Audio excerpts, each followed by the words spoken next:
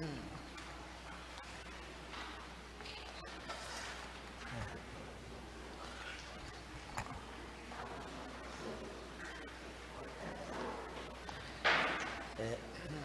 여러분 봄꽃이 핀 거 보셨어요? 네. 아직 못 보신 분도 계신가 보다. 네. 우리 자신이 꽃이에요, 그렇지? 네. 여기 동네도 나가니까 개나리가 몇 개 벌써 폈어요. 그리고 매화는 완전히 폈어요, 매화. 여기 성당 옆에 아웃백 들어가는 입구에 대나무가 있는데요. 거기에 보면 빨간 매화가 완전히 만발했습니다. 활짝 폈어요. 이따 나가다가 한번 보세요. 운동장 여기 나가다가 주차장 끝에서 아웃백으로 돌아 나가면 거기 대나무 있는데 거기에 빨갛게 완전히 폈습니다. 오늘은 지난번에 느헤미야 4장 교부들 거를 안 했어요. 그래서 오늘 교부들 거를 하고 그 다음에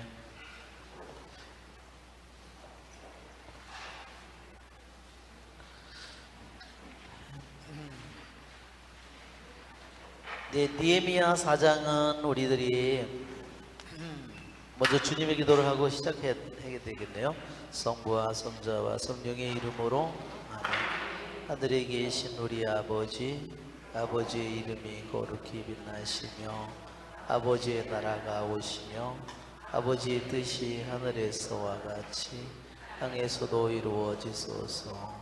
오늘 저희에게 일용할 양식을 주시고 저희에게 잘못한 일을 저희가 용서하오니 저희 죄를 용서하시고 저희를 유혹에 빠지지 않게 하시고 악에서 구하소서. 아멘. 성부와 성자와 성령의 이름으로 아멘.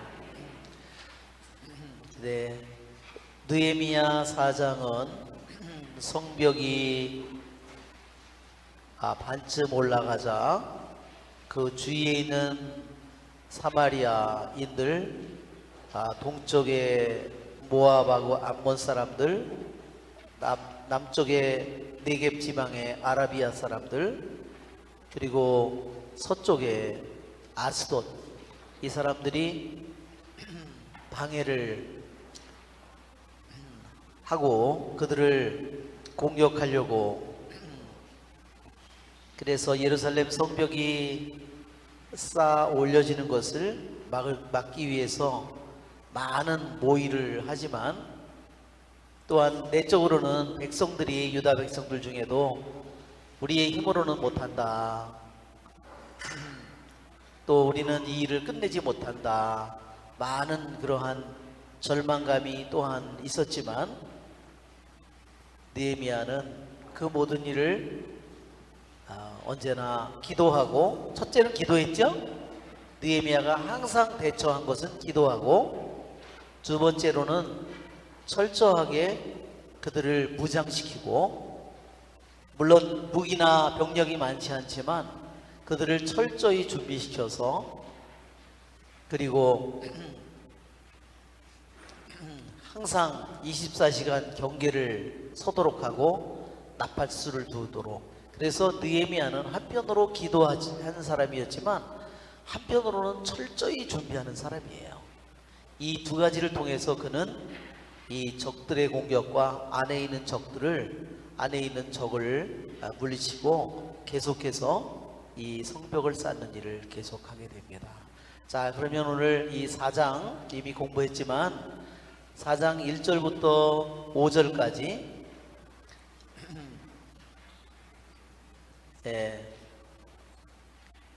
이 약한 유대인들이 도대체 짓가진 것들이 뭐 이 성을 다 짓겠다고? 아이고 웃기네, 막 이렇게 그들이 막 조롱하죠. 이 사마리아 사람들을 교부들은 뭐라 그랬냐면, 이거들은 사마리아 사람들의 이 분노를 말하자면 이교도들의 분노다 그랬습니다. 이교도들의 분노. 이 반대의 대표자가 산발랏이죠.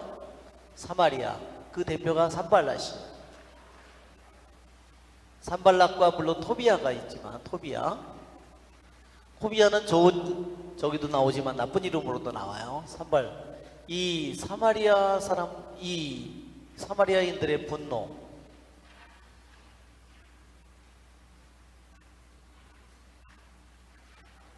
분노를 교부들이 해석한 것은 이것이 말하자면 이교도들의 분노다.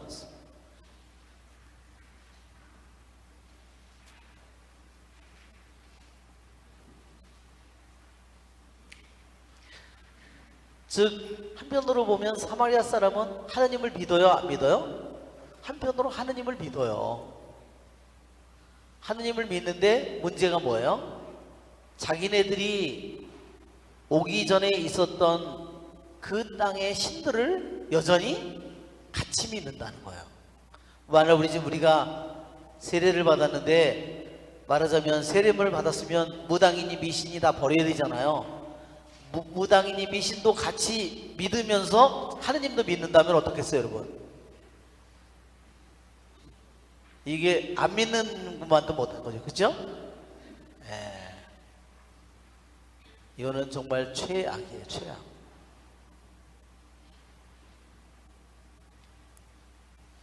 그래서 지난번에도 우리 공부할 때 그랬죠?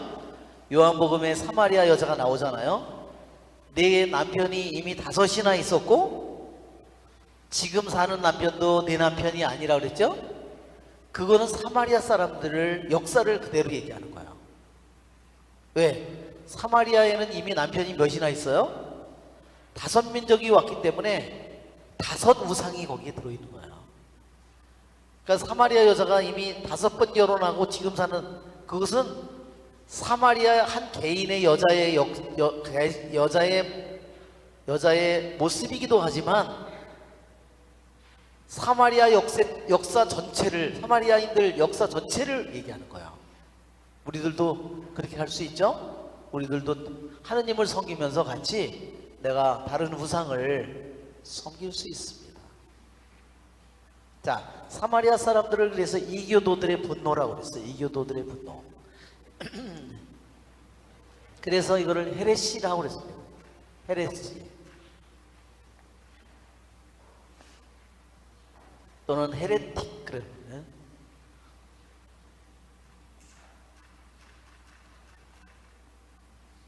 말하자면 이렇게 길을 가다가요, 이 길이 되면 이렇게 가다가 이렇게 갈라지는 거예요.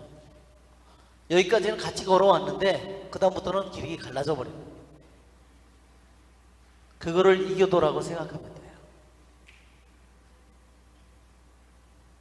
왜냐하면 사마리아 사람들은 거기에 분명히 다윗 집안과 함께 그 땅은 원래 북이스라엘의 땅이죠? 하느님을 섬겼던 사람들이에요. 그런데 어느 순간에 다윗 집안과 갈라져서 떨어져 나갔어요. 갈라져 나갔죠? 그리고 하느님을 섬기면서도 또다시 자기네들이 가져온 신을 같이 섬기는 쪽, 이거를 예형적으로 보면 그리스도 교회에서 갈라져 나간 사람들이다 하는 것을, 이것이 이 사마리아인들이 그리스도 참된 교회로부터 갈라진 사람들을 대표한다는 겁니다. 왜 이교도들이라고 그랬냐? 그리스도 교회에서, 참 그리스도 교회에서 갈라져 나간 사람들이라는 뜻이에요. 나간 자들. 이게 사마리아가 예형적으로 보여주는 겁니다. 그래서 교부들이 이렇게 얘기했어요. 뭐를 분노하는 거냐? 이 사람들이, 이 사마리아인들이 분노하는 것은 믿음의 벽이, 참된 믿음의 벽이 세워지는 것을 두려워한다 하는 겁니다. 그러니까 참된 믿음의 벽이 세워지는 것은 다른 것들도, 더러운 것들도 같이 다 들어와서 거기서 같이 있으면 좋아한다는 거죠.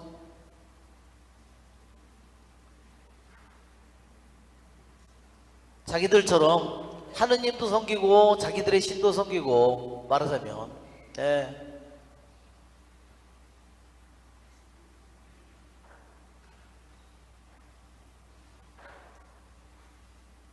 그러나 그 사람들은 참된 믿음이 뭔지를 알지 못한다. 그들이 분노하는 이유는 자신들의 불경이 드러나지 않도록. 그렇죠? 사마리아인들은 자신의 하느님도 섬기고 자기네들이 만든 거짓 신도 섬기는 그러한 자기들의 거짓이 드러나기를 원하지 않는다는 거예요. 그들과 자기 자신이 완전히 구분되는 게 싫은 거예요. 그래서 참된 하느님을 경외하는 그들과 자기 자신이 거짓이라는 것이 나타나는 것이 싫은 겁니다. 그렇기 때문에 분노하는 거예요. 티도서 1장 16절에 그들은 한번 티도서 1장 16절을 한번 펴보세요. 티도서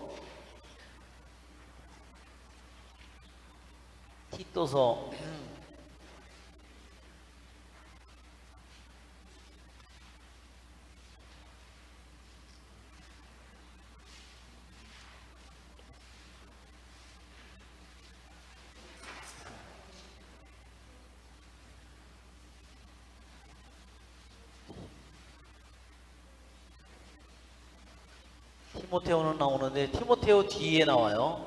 티모테오 1장 16절을 한번 읽어볼까요? 그들은 하느님을 안다고 주장하지만 행동으로는 그분을 부정합니다. 혐오스럽고 순종하지 않으며 어떠한 선행에도 적합하지 않은 자들입니다. 예, 이것이 이 사마리아 사람들의 모습을 잘 보여준다는 거예요. 왜? 하느님을 분명히 그들도 알고 있잖아요.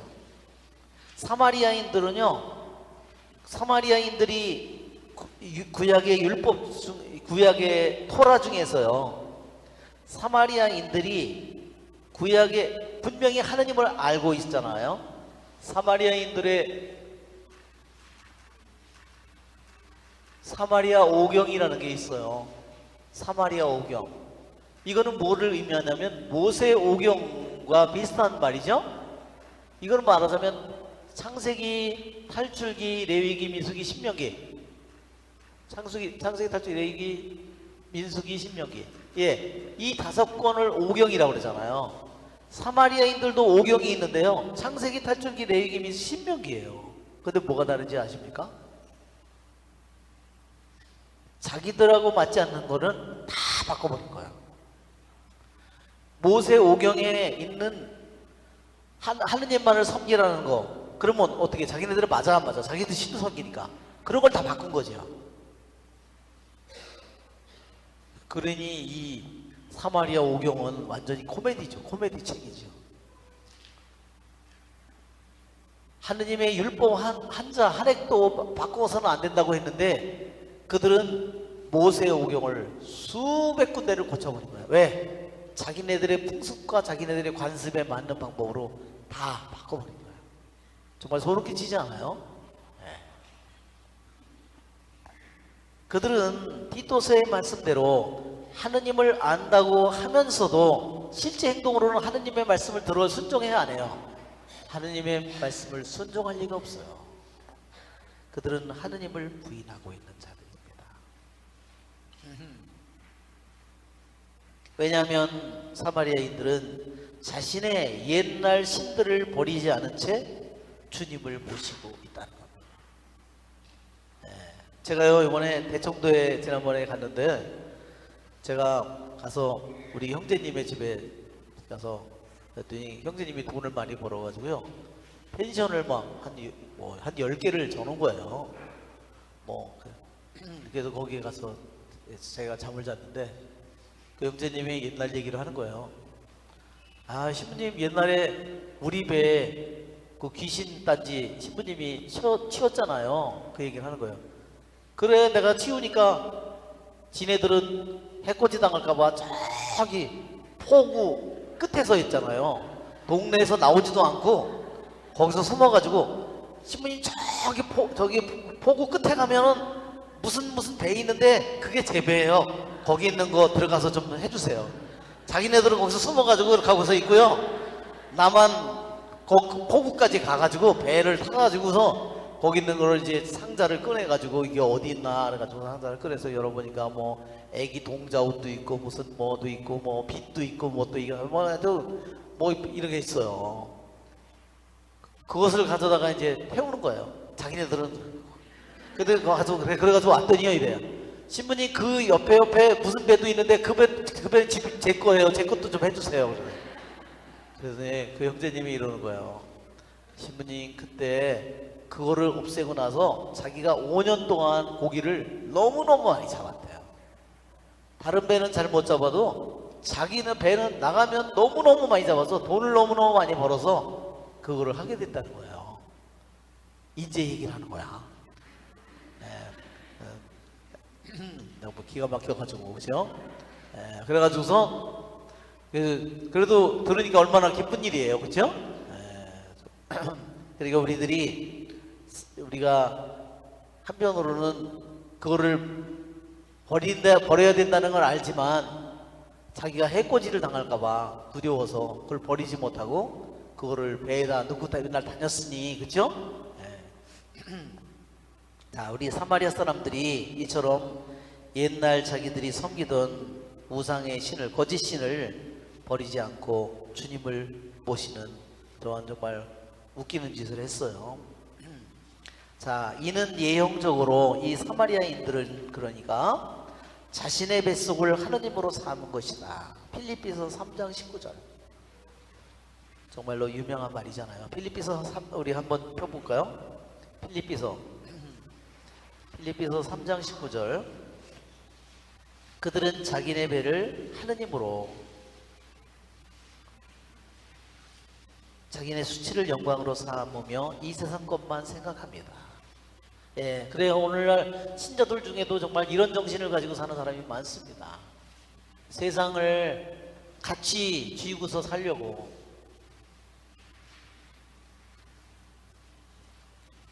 자기네 배를 자기의 이익과 자기의 욕망과 그것을 하느님으로 삼은 거죠.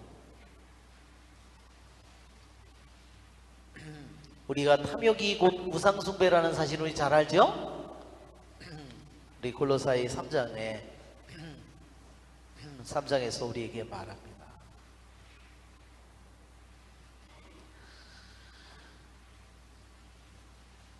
자신의 뱃속을, 자신의 이익을, 자신의 욕망을 하느님으로 삼고 사는 사람은 하느님과 하나가 될 수 없습니다. 그들은 그러한 사마리아인들처럼 사는 그러한 하느님을 안다고 얘기하고 하느님을 섬긴다고 하면서도 세상을 같이, 세상의 이익을 하느님으로 같이 삼고 있는 사람은 세상의 유혹을 그는 절대로 끊어버리지 못합니다. 세상에 뻗쩍거리는 것에 노예가 되어 있는 영혼이다. 거기에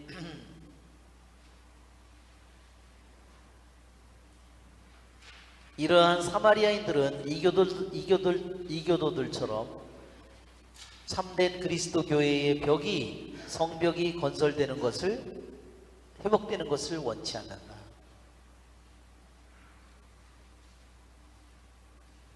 교회의 성벽이 건설되면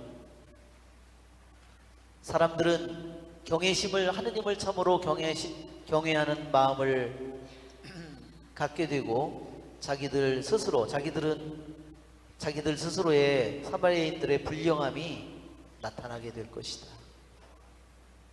그리고 성벽이 참으로 쌓아지면 그렇게 경외심이 없어졌던, 불량해졌던 사람들도 경외심을 되찾고 불량함에서 물러가게 될 것이기 때문에 자기들만이 그 불량함에서 물러나기를 원하지 않는다는 거예요. 믿음이 연약한 사람들은, 믿음이 약한 유대인들이 뭘 쌓겠느냐 그러죠? 믿음이 약한 사람들은 이교도들에 의해서 쉽게 무너져 버리는 영혼들이다.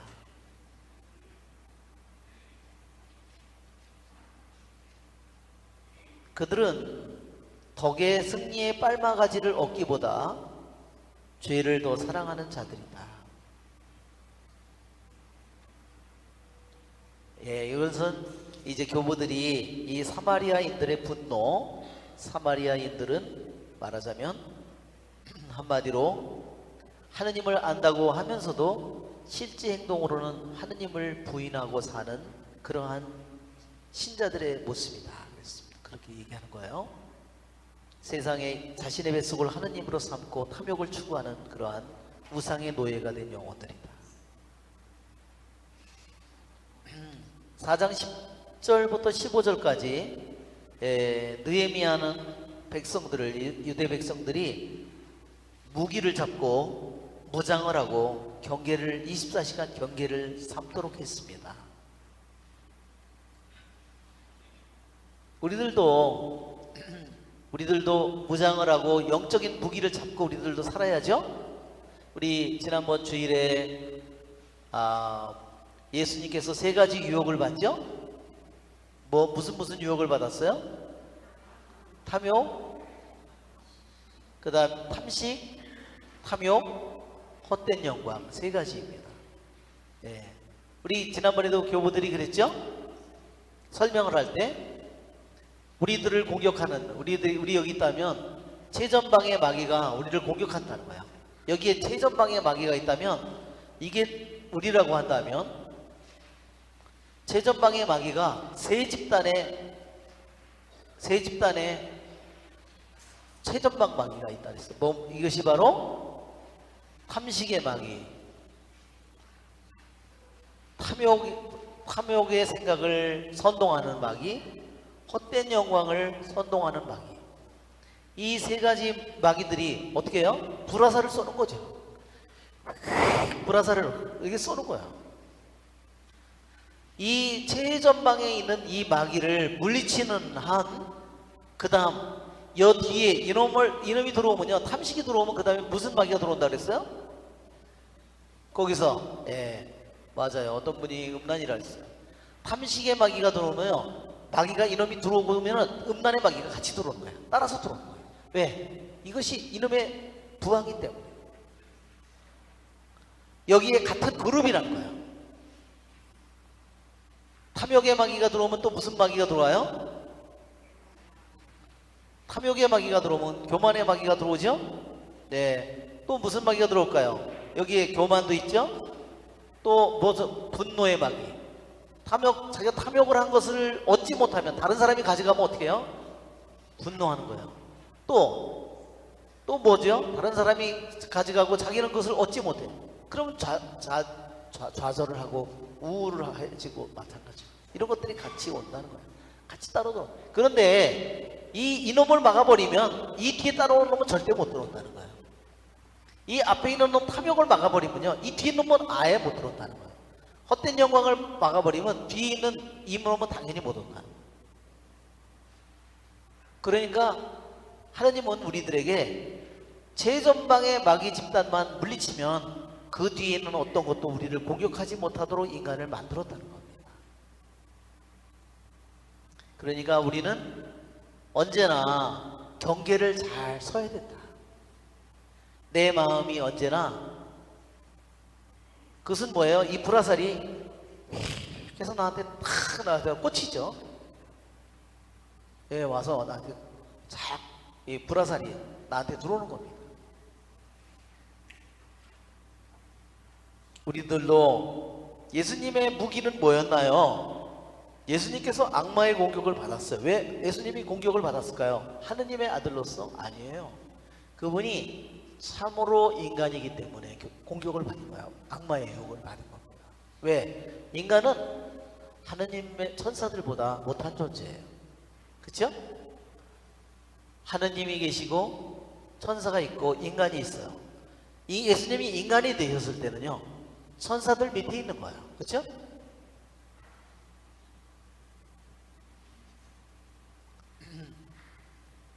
참으로 하느님인 동시에 참으로 인간이라면, 참으로 인간이신 예수님은 천사들보다 못한 존재로 인간으로서 있는 겁니다. 그러기에 참으로 인간인 예수님은 악마의 공격을 받는 것입니다. 그런 조건 하에서 참된 인간인 예수님은 사는 겁니다.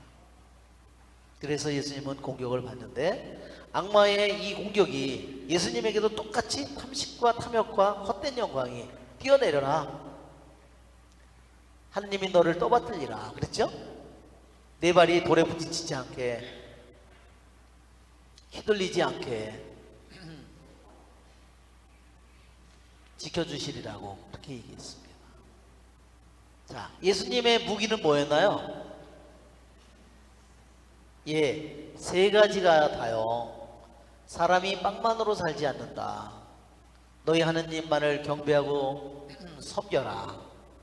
주 너희 하느님을 시험하지 말라. 이 말이요, 다 어디에 있어요? 성경 어느 성경인 줄 아십니까? 다 신명기 8장과 신명기 6장에 있는 말씀이에요. 한번 여러분 신명기를 한번 펴보세요. 신명기. 예, 정말로 놀라운 일입니다. 신명기 8장 3절을 한번 볼까요?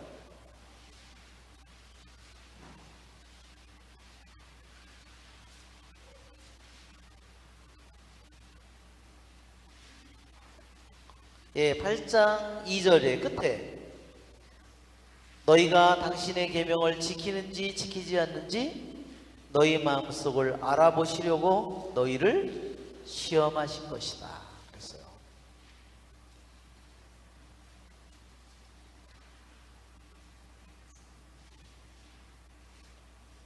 자, 그리고 신명기 6장을 한번 볼까요? 신명기 6장 16절을 한번 보세요. 신명기 6장 16절. 자, 그분을 시험해서는 안 된다고 써있죠? 또 13절을 볼까요? 앞에 너희는 주 너희 하느님을 경외하고 그분만을 섬기고 그분의 이름으로만 맹세해야 된다. 예, 다 이게 예수님이 악마를 대적한 무기가 다 하느님의 말씀이었다는 거예요. 그러니까 하느님의 말씀으로 무장되지 않는 영혼은요, 악마의 공격을 싸워서 이길 수가 없어요. 자기의 머리로다가 아무리 똑똑하게 저기를 해도, 그렇죠? 아담과 하와도 따왔을 때 뭘로 했어야 될까요? 말씀으로 했어야 되죠. 하느님께서 이것을 절대로 먹어서는 안 된다 그렇게 말씀하셨다, 딱 그렇게 말했어야죠. 그거를 안티레시스라고 그래요.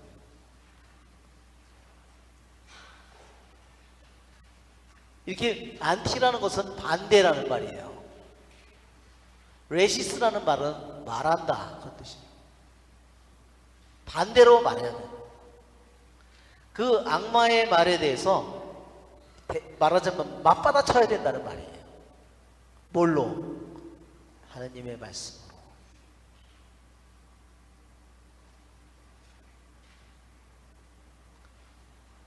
물론 나이가 들어서 그게 뭐더라 그 말씀이 이렇게 할 수는 있겠지만, 세상에 자신의 선함과 자신의 의로움으로 이런 거를 이겨내려고 하면 이겨낼 수가 없게 된다. 하느님의 무기로 우리들이 무장을 해야 된다.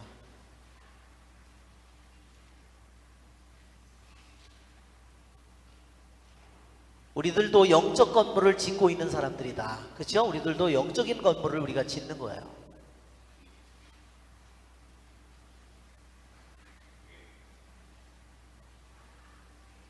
우리들의 원수는 더러운 영들과 함께 매복해서 우리가 방심할 때 우리를 믿음의 선업과 믿음의 착한 일과 덕행을 하는 우리를 공격하고자 한다. 여기에 성벽을 쌓는 게 뭐냐면요, 선업이에요. 선업.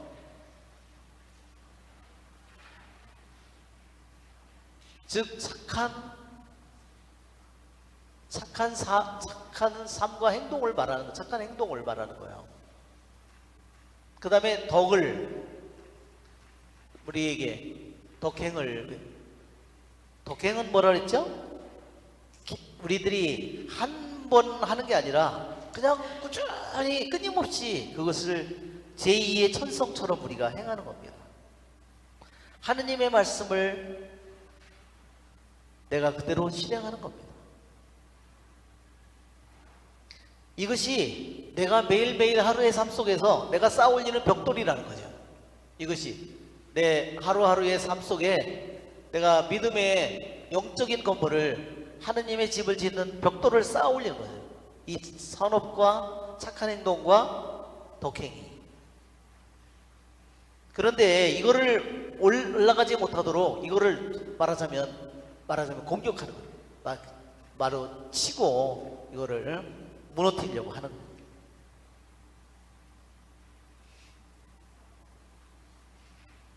뭘로? 이러한 착한 행동과 덕행이라고 하는 성벽을 쌓는 우리의 믿음의 정신을 악한 암시의 칼로 죽이고자 한다. 그전에도 우리 공방교회의 유혹의 6단계에 대해서 우리가 공부한 적이 있죠? 동방교회의 유혹의 6단계.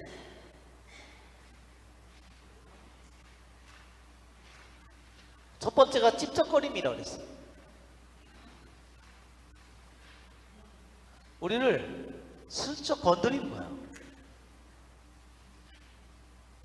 그때 나타나는 반응을 보고요, 이놈이 다음 공격을 하는 겁니다. 슬쩍 건드리는데 아무 반응이 없어요. 그러면 깨갱 그리고 끝날 텐데 건드렸더니 반응을 보이네. 그러면 어떻게 해요? 반응을 보이니까 얘 마음속에 있는 상태가 허점이 나타나는 거예요. 하와에게도 너 처음에 악마가 뱀이 와서 건드렸을 때 어때요? 허점이 나타나는 거예요. 찝쩍거렸을 때 반응이 나타나는 거예요. 이 찝쩍거리는 게 뭐냐? 이게 암시예요. 이걸 암시는, 이러한 암시는 뭐예요? 생각으로 말하자면 그걸 집어넣는 거죠. 이 악한 탐식에 대한 생각, 탐욕에 대한 생각, 헛된 영광에 대한 생각이에요.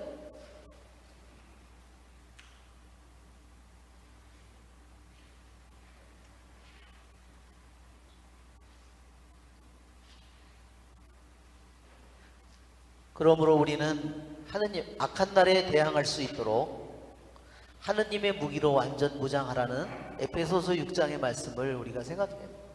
머리에는 구원의 투구를 쓰고, 그쵸? 네. 내가 주님께로부터 구원을 받으리라는 내가 확신을 가지고, 그쵸? 가슴에는 방패를 우리들이 정이라고 하는 그런 것을 가슴에 여기다가 가슴바지로, 이게 옛날에 전투할 때 가슴바지를 말하자면 여기에다가 갑옷을 입은 거예요. 믿음에는 손에는 성령의 칼을 쥐고 한 손에는 믿음의 방패를 쥐고 발에는 평화의 복음을 갖추어 신고.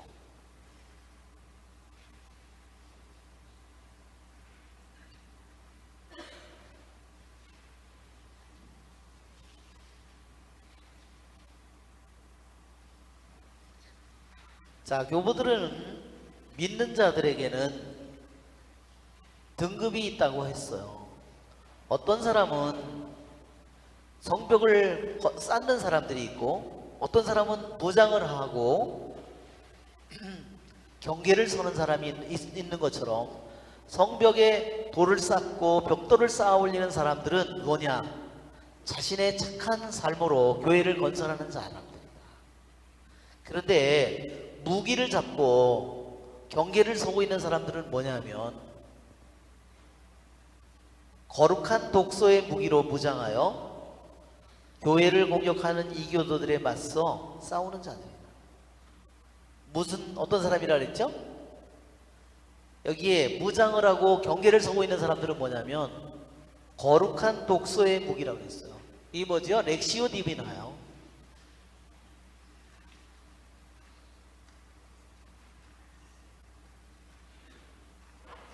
거룩한 독소의 무기로. 렉시오 디비나라고 많이 들어봤죠? 네, 렉시오 디비나. 이것은 이것은 독소 이런 말이에요. 이걸 한자로는 뭐 성독이라고도 그렇게 부르는데, 렉시오 디비나. 렉시오 디비나의 원리는 뭐냐면요, 그 혹시 렉시오 DB나 피정을 갔다 오신 분 혹시 한 번도 없으시나요? 있겠죠. 렉시오 DB나는 아마 본도의 수녀님들이라서 아마 수녀님들은 렉시오 디비나를 다 했을 거예요. 렉시오 디비나는 성경의 기절을 반복하는 겁니다. 성경의 기절을 아주 짧은 성경의 기절을 단순하게 읽는 겁니다. 주의를 집중해서 주의를 기울여서 정말로 조용히 하느님의 말씀을 읽어 내려가는 거예요. 그래서 그것이 거룩한 독. 그러니까 여기에는 이 거룩한 독서에 있어서는 아주 침묵이 중요한 요소입니다.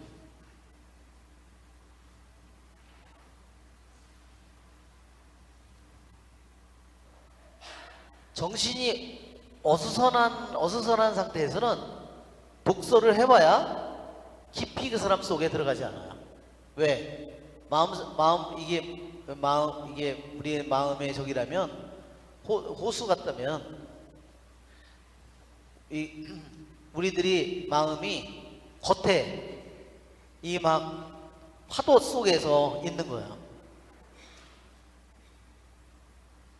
이 마음이 고요해져서 점점 내 가장 깊은 곳으로 들어가요.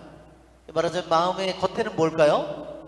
더 관련된 것이 영혼육이라면 여기 영이 있다면 혼이 관련된 겉에 있는 부분은 더 육체, 그죠? 보고 듣고 이렇게 외가 이 모든 것들이 나를 교란시키는 거죠. 수많은.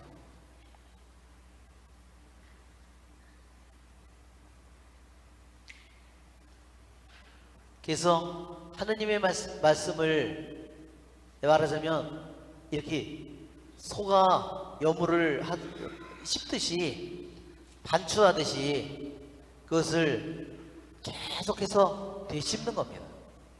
이거를. 그러죠? 그것을 되씹는 가운데 어떤 일이 일어날까요? 그것이 그 말씀이 깊숙이 우리들의 안으로 들어오는 겁니다. 그래서 성베르나르도는 뭐라고 얘기했죠? 시편 119편 그 기절을 이렇게 합니다.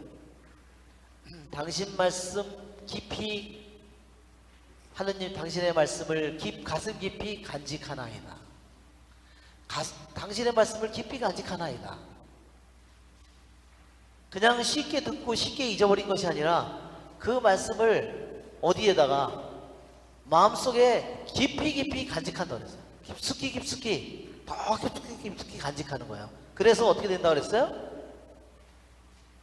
정감과 행위를 꿰뚫어야 된다 그랬어요. 한 기절인데 한 기절이 나에게 와닿았을 때 그것을 계속 되씹을 때 그것이 어떻게 해요?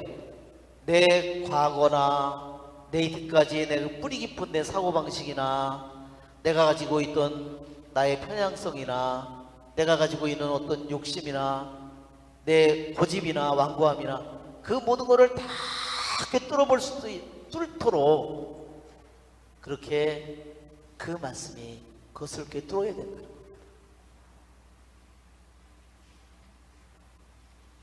그러니까 여기 있는 것처럼 매일매일 훌륭한 착하게 사는 사람은 성실하게 성벽을 한 벽돌 한 벽돌 쌓아 올리는 이런 사람들이지만 무기를 잡고 경계를 서는 영혼이라고 하는 것은 적들이 왔을 때 그것을 적이라는 것을 알아차리고 적들에게 맞서 싸울 준비가 되어 있고 무기를 갖춘 영혼들이라는 거예요. 그 무기는 뭐냐? 하나님의 말씀이에요. 결국은 거룩한 독서입니다. 왜? 그는 끊임없이 거룩한 독서를 통해서 자기의 정신과 마음이 항상 하느님의 무기로 준비되어 있는 사람입니다. 그런 사람은 교회를 공격하는 이교도들을 맞서 싸우게 된다. 그리고 이런 사람들은 악마의 무기에 맞서 전투를 하고 매복해 있는 늑대들로부터 주님의 양무리를 지키게 되는 사람들이다.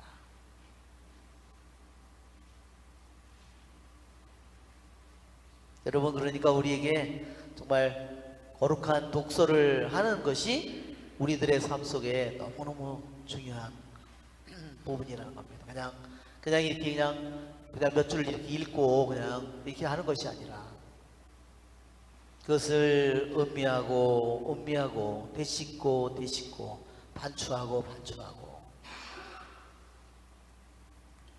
그래서 어떻게 될까요? 그 말씀과 우리가 하나가 되겠죠. 자, 4장 16절에 또한 여기서 반은 일을 하고 또한 반은 무장을 했다.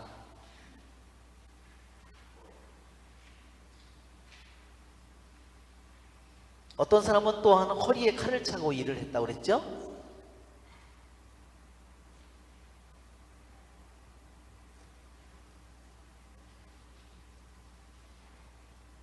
이렇게 어떤 사람들은 반은 일을 하고 어떤 사람들은 반은 경계를 섰고, 경계를 사는 어떤 사람은 한편으로 허리에 칼을 차고 한 손으로는 일을 했고, 어떤 사람은 아예 무기를 들고 경계만을 섰는데, 왜 이와 같이 했는가? 그것은 적들의 계교가 그만큼 크고 많았기 때문이다. 허리에 칼을 차고 일하는 사람들은 누구냐면 특히 많은 영혼들을 책임 맡은 사람들이라고 그랬어요. 그는 왜냐하면 허리에 칼을 차고 적과 싸울 준비를 언제나 갖추고 있는 사람들이라는 겁니다. 일하는 것은 뭐예요? 일하는 건 아까도 얘기한 것처럼 선한 행동을 하는 거죠. 착한 행동을 하는 거죠. 근데 허리에 칼을 차고 일하는 사람들은 뭐냐면 자기가 맡고 있는 사람들의 영혼이 있어서 또한 이는 하느님의 말씀의 칼날로 자신 안에 방탕한 행동을 쫓아내야 돼. 우선 첫째로 적도 쫓아내야 되지만, 적들의 공격을 물리쳐야 되지만, 먼저 자신이 나태해지지 않도록, 자신이 방종해지지 않도록 그것을 칼로 잘라내야 되는 사람들이다.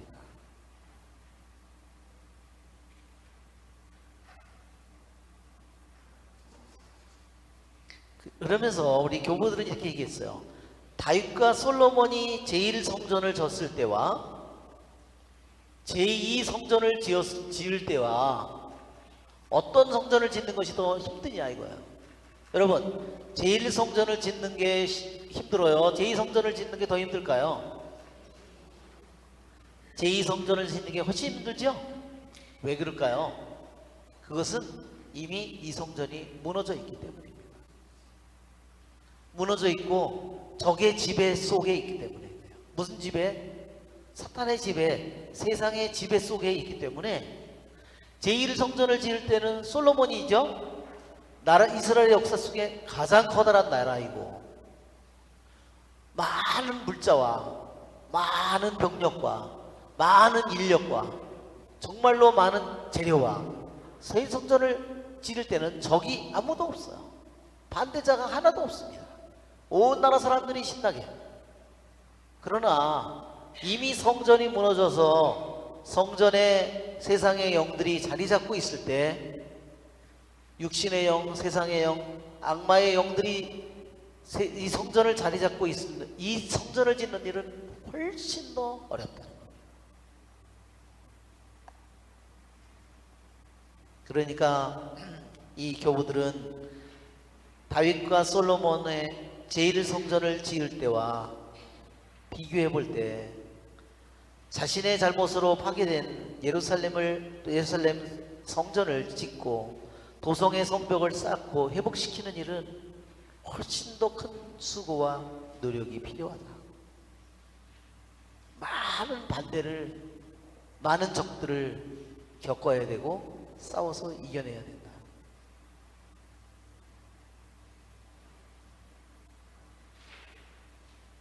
우리들도 우리들 자신이 내가 신자로서 선한 행동을 잃어버렸다든지 내가 덕을 잃어버렸다든지 내 자신의 마음이나 생각이 적에 의해서 지배되어 있다면, 적이 나의 마음을 다스리고 있다면 우리들이 내 성전을 회복하는 일은 훨씬 더 많은 노력이 필요하다.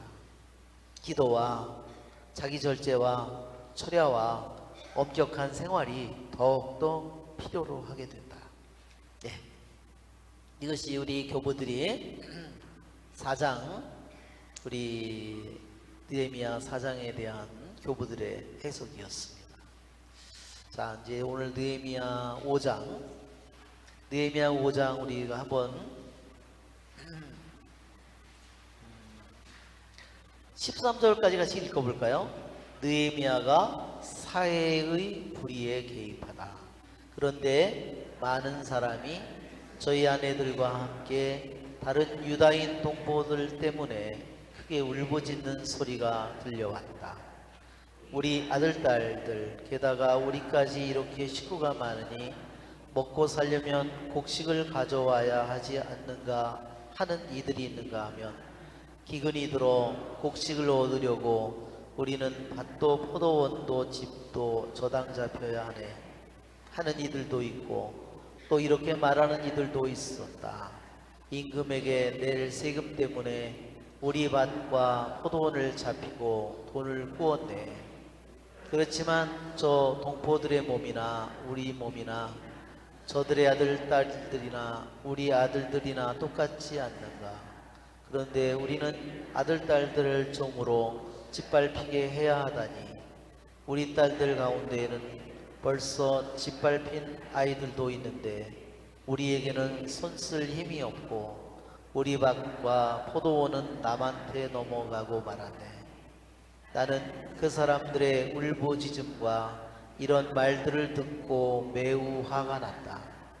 나는 마음속으로 곰곰이 생각한 다음 귀족들과 관리들을 나무라며 여러분은 서로 돈놀이를 하고 있군요 하고 말하였다.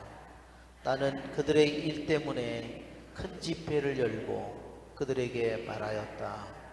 우리는 이민족들에게 팔려간 유다인 동포들을 우리 힘이 닿는 대로 도로 사왔습니다. 그런데 여러분은 여러분의 동포들을 팔아먹고 있습니다. 그러면서 우리더러 도로 사오라는 말입니까? 그들이 입을 다문 채 아무 말도 못하는 것을 보고 나는 말을 이었다. 여러분이 하는 행동은 좋지 않습니다.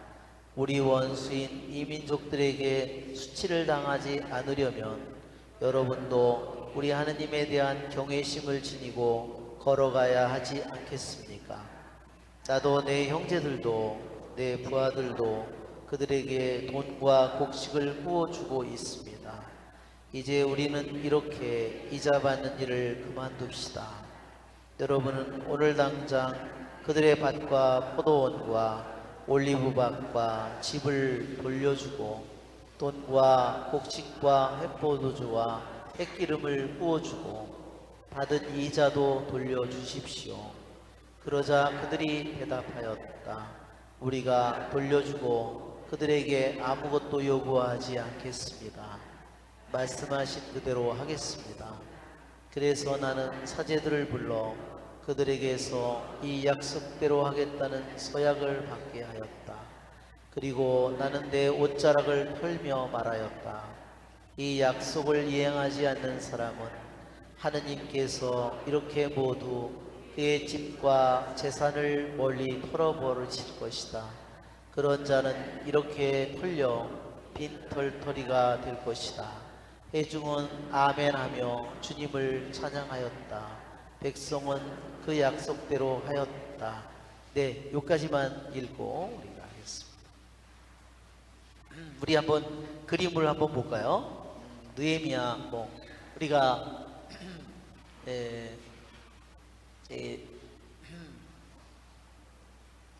사람들을 풀어주는 그런 모습이죠. 양도 돌려주고 사람들이 문제를 서로 얘기하고 있는 중입니다.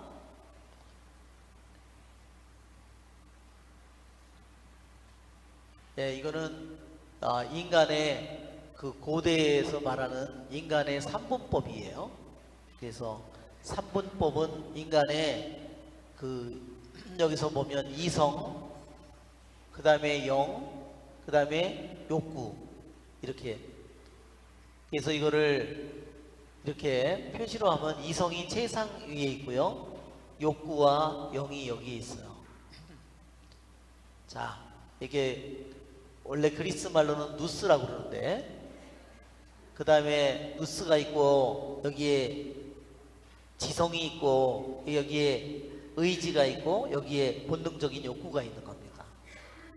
자, 이거를 이렇게 도표로 이렇게 만들었는데, 이게 오늘날 우리가 사용하는 언어들하고 달라요.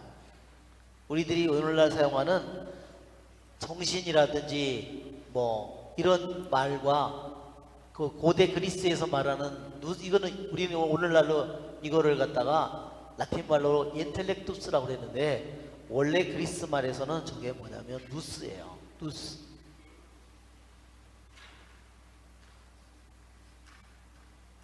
누스라고 하는데, 그것이 최상위 기관이에요. 그러니까 단지 이성이 아니에요. 그리고 인간의 영혼에는 이성부, 욕망부, 정념부가 있어요. 그래서 이게 도표로 설명하자면,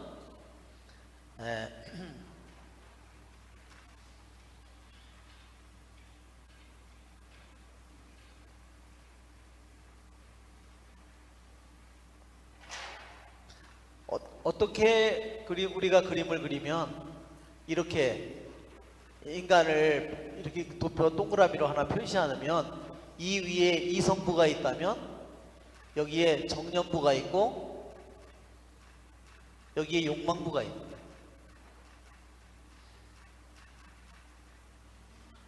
그런데 이 성부를, 모든 것을 다스리는 것은 뭐냐? 이게 누스라는 겁니다.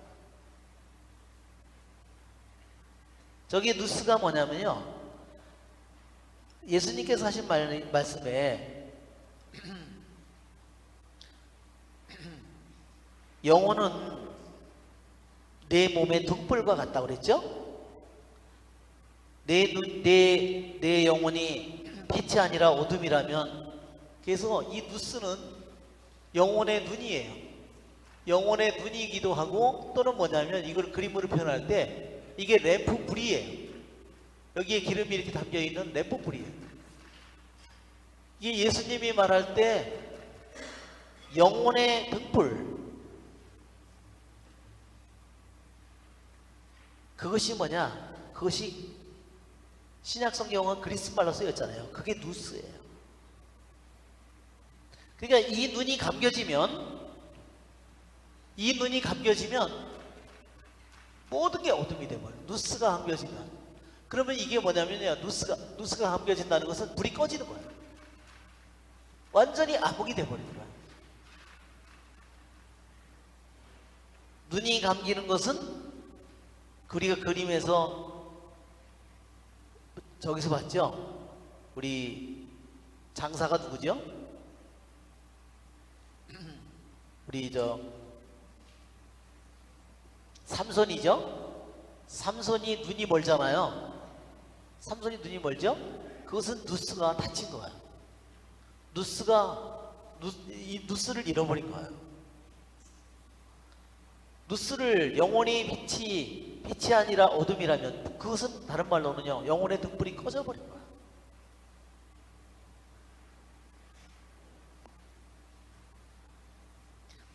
자, 우리 이제 이거는 나중에 좀 다시 설명을 드리겠고요.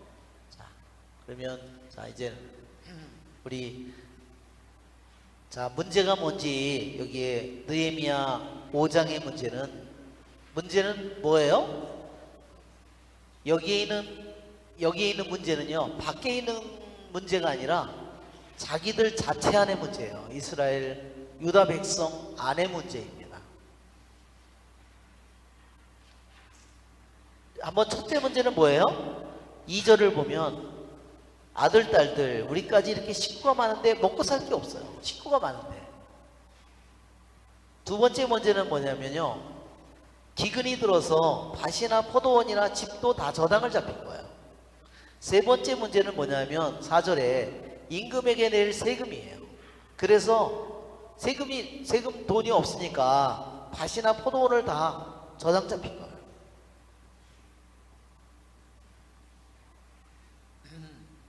자, 오늘날에도 뭐 정말 빚을 은행에서 돈을 못 빌리면 만약 사채 빚을 얻으면 어떻게 돼요? 10%, 20%, 30%막 하면은 뭐 금방. 그래서 어떤 사람들은 가서 저기 뭐 콩팥 하나 잘라내고 그런대잖아요. 빚 갚으라고 조폭들이 와서. 예. 이런 문제가 끊임없이 세계 속에서 끊임없이 일어나는 일입니다. 그런데 여기 보면은요, 이 문제가 어떻게 보면은요, 여기 나오는 문제가 다 법적으로는요, 토라에 어긋나는 일이 아니에요. 어떤 면에서. 왜냐면 식구가 많은데 먹을 게 없어. 왜 그랬을까? 그거는 여러 가지 이유가 있어요. 그 주위에 뭐가 둘러싸였죠? 우리 지도를 보면, 4장 지도를 보면 위에는 사마리아 사람들이 둘러쌌죠. 동쪽에는 암몬 모압 쪽, 밑에는 아랍 쪽, 서쪽에는 필리스티안.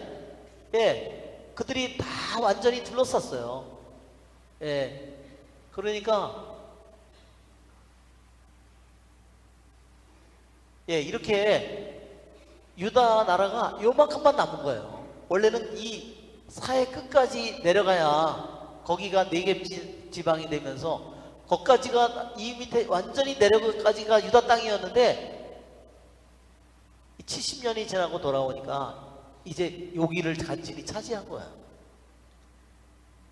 이렇게 적들이 둘러싸고 있으니 식량을 밖에서 공급해 줄 리가 있어요, 적들이? 그러니 식량이 모자랄 수밖에 없어요. 그리고 5장에 보면은요, 원래 5장의 기록에 의하면은 기근이라는 말이 나오지 않는다는 겁니다. 우리 해석에는 기근이라는 말이 나오는데 이거는 그냥 굶주림이죠. 흉년이 들었다는 말이 여기에 없다는 겁니다.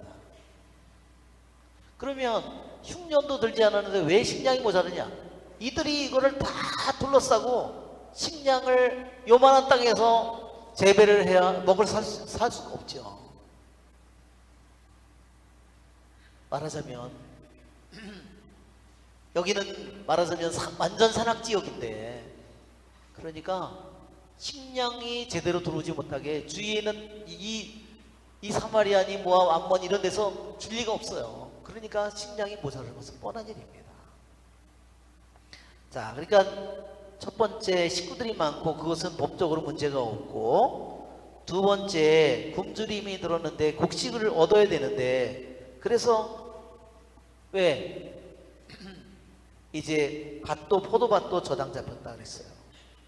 밭이라고 해봐야 뭐 정말로 조그맣을 거예요. 산악지역에 밭이 뭐 700m, 600m 산인데 밭이라고 해봐야 뭐 오죽하겠습니까? 그러니까 여기 문제는 저당을 잡히는 것은요, 율법의 이 토라의 그 문제가 되지 않아요. 그렇죠? 그런데 가난한 사람의 외투를 저당 잡았을 경우에 잠자기 전에 돌려줘야 된다고 그랬죠? 그때 밭을 저녁 때 돌려줄 수 있을까요? 아니죠? 그래서 돈을 못 내가지고 밭이나 포도원인을 저당 잡는 것은 토라상 문제가 없다는 거예요. 불법이 아니라는 겁니다. 그런데 이 저당을 잡혔을 경우에 문제가 되는 것은 뭐냐면요, 부자들에게는 정말로 좋은 기회라는 거예요. 왜 그러냐? 왜 그럴까요? 밭 하나 저당 잡히면 걔가 그 집이 돈을 벌 길이 없잖아요. 밭에서 농사를 져야 뭐를 해도 조금이 되고 해서 먹을 텐데 없으니까 또 돈을 빌리지. 그러면 결국은 아들, 딸들을 팔아먹게 된다는 거예요. 그렇죠? 그러면 더 나빠지죠. 또 포도밭도 농산물이 생겨야, 밭이 있어야 자기가 무슨 일을 하면서 할 텐데 자기 밭에 가서 자기가 이제는 뭘 해요? 일꾼으로 가서 일을 하게 되는 거예요. 그러니까 어떻게 돼요? 점점 자기 자신도 이제는 노예가 돼버려요. 종이 될 판이에요. 그러니까 부자들은 어때? 귀족들이나 부자들은 상황이 안 좋으면 더 부자가 돼, 자기가. 쉽게 그냥 그 땅을 다 포도마시고 남이 저걸 다 먹을 수 있는 거야. 그러니까 IMF 때 아주 대박난 사람들이 많대잖아. 그러니까 재벌들이 더 재벌이 된 거죠.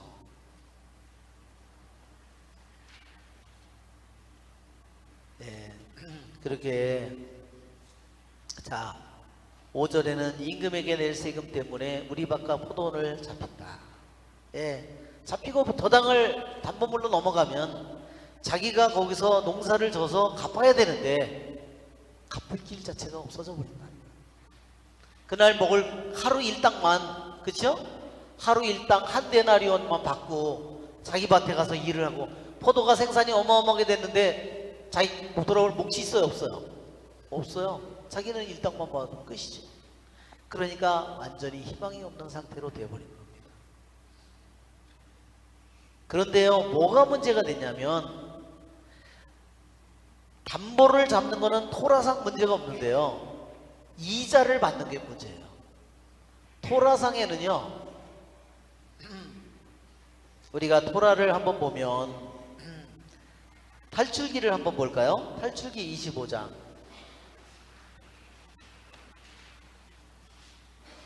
탈출기 25장 22절. 이게 아닌데? 레위기 25장 35절. 레위기 25장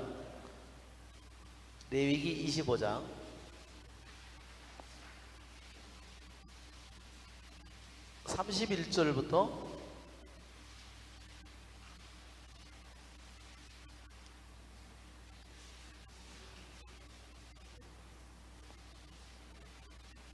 이거는 희년이 되어도 풀리지 않는다, 이런 얘기네.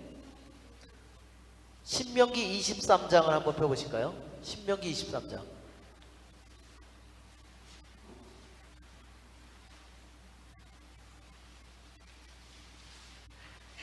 신명기 23장. 이자에 대한 규정이 있죠? 자, 너희는 동족에게 이자를 받고 꾸어주어서는 안 된다. 그러니까 돈을 빌려줄 때는요, 절대로 이자를 동족에게서 받아서는 안 돼요. 이방민족들에게는 이자를 받을 수 있어요. 그런데 동족에게는 이자를 받으면 안 돼요.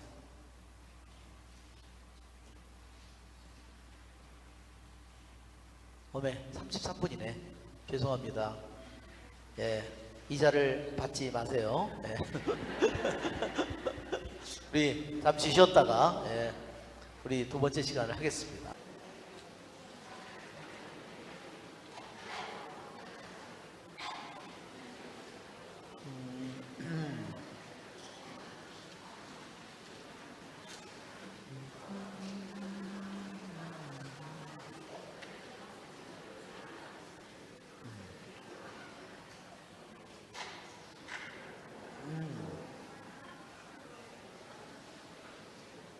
자, 우리 느헤미야 5장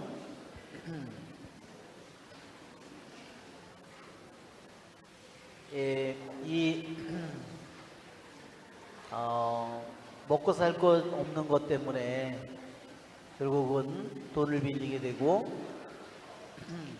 또한 이자를 내야 되고, 또한 저당을 잡히니까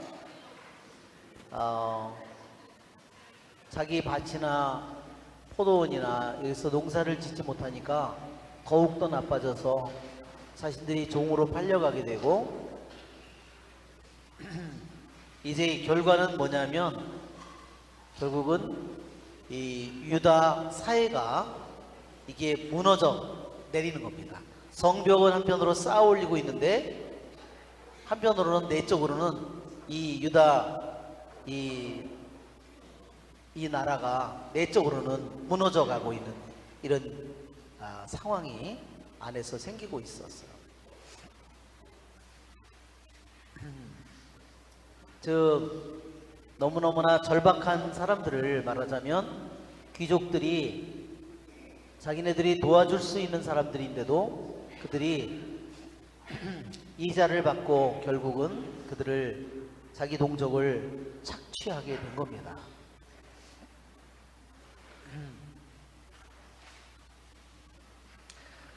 자, 우리 4절에 임금에게 낼 세금, 페르시아 임금이 얼마나 세금을 많이 걷었느냐. 알렉산더 대왕이 결국은 페르시아를 정복하거든요.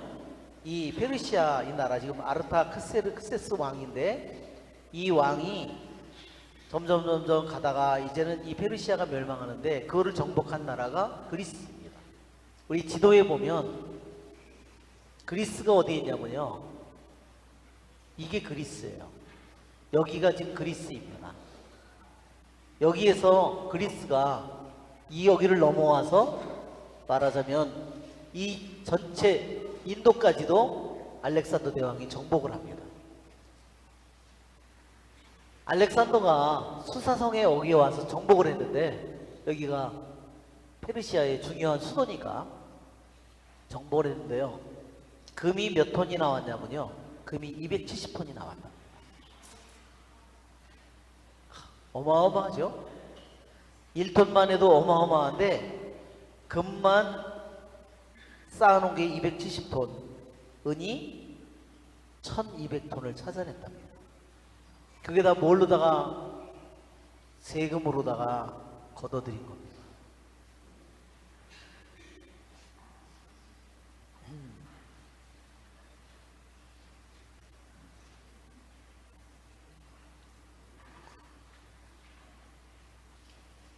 사실 이자가 5%만 넘어도 이자를 갚는 게 너무너무 힘들어지죠? 네. 그런데 뭐 사채는 뭐 얼마나 비싸요? 사채는 20-30%가 기본이죠? 네, 사람을 아주 잡아먹는 겁니다, 진짜. 자, 5절에 보면 이제 집도 밭도 이제 땅도 포도원도 저당 잡히다가 나중에는 더 없어지니까 이제는 나중에는 자식들까지 이제 팔아넘긴 겁니다. 그래 5절에 그렇지만 저 동포들의 몸이나 우리 몸이나 저들의 아들들이나 우리 아들들이나 똑같지 않는가. 그런데 우리는 아들 딸들을 종으로 짓밟히게 해야 하다니 우리 딸들 가운데는 벌써 짓밟힌 아이들도 있는데 우리에게는 손쓸 힘이 없고 우리 밭과 포도원은 남한테 넘어가고 말았네. 예, 밭과 포도원이 넘어가고 집이 넘어가고 이제는 자기 자식들까지 이제는 자기까지도 이제 노예가 될 판이에요. 그러니까 이 원망과 신음과 한탄이 이제 느헤미야까지 들려왔습니다. 여기에 아들, 딸들을 종으로 짓밟히게 해야 된다. 왜냐면 유대 토라의 법에 의하면요. 만약에 돈을 더 이상 갚을 수가 없으면 나중에는요. 집도 뭐도 다 저당 잡히고 아무것도 더 이상 없으면 자식을 이제 해야 돼요. 그런데 6년 동안 해야 돼요. 6년 동안 종 노릇을 가서 하다가 7년째는 풀려나도록 돼 있었습니다. 그게 안식년이에요.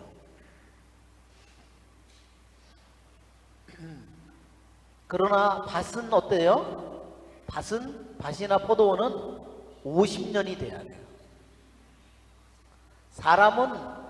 사람의 아들, 딸들이 종으로 팔려간 것은 6년이면 돌아올 수 있지만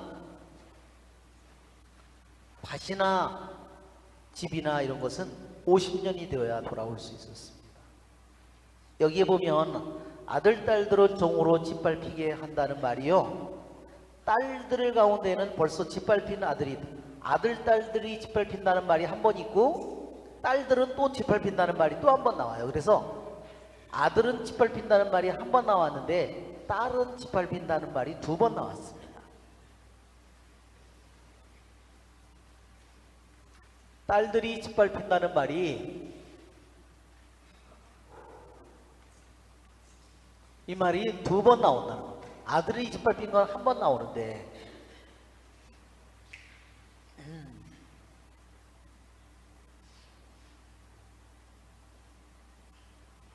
여기에 짓밟혔다는 말은요, 성적으로 유린됐다는 뜻이 의미를 가지고 있습니다. 히브리 말로는 그렇답니다. 그러니까 그냥 종으로 팔려간 것 뿐만 아니라, 그래서 이제 말하자면 이제는 거기서 성적으로도 폭행을 당한 겁니다. 자, 이렇게 성적으로 폭행을 당한 경우는요, 유대인 사회에서 아주, 이것은 일생 동안 결혼을 할 수 없는 겁니다. 말하자면 첩으로 들어갔다고 하면, 만약에 너무 돈이 없어서 둘째 부인으로 첩으로 들어가면 다시 결혼을 내버리면 다른 데 결혼을 할 수 있지만요, 만약에 성폭행을 당했다든지 그런 경우는요, 아예 결혼을 할 수 없었어요. 그냥 정말 보통 저기 한 문제가. 근데 왜 특히 딸들에 대해서 두 번이나 딸들이 짓밟힌다는 말을 두 번 나왔냐면, 여자의 수치는 남자의 수치의 2배다 그랬습니다.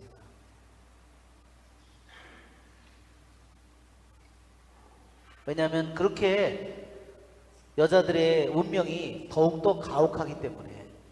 그래서 여자들이 짓밟혔다는 말이 아들은 한 번 나오지만 딸들은 2번 나온다는 겁니다. 자, 6절을 보면 나는 그 사람들의 울부짖음과 이런 말을 듣고 매우 화가 났다.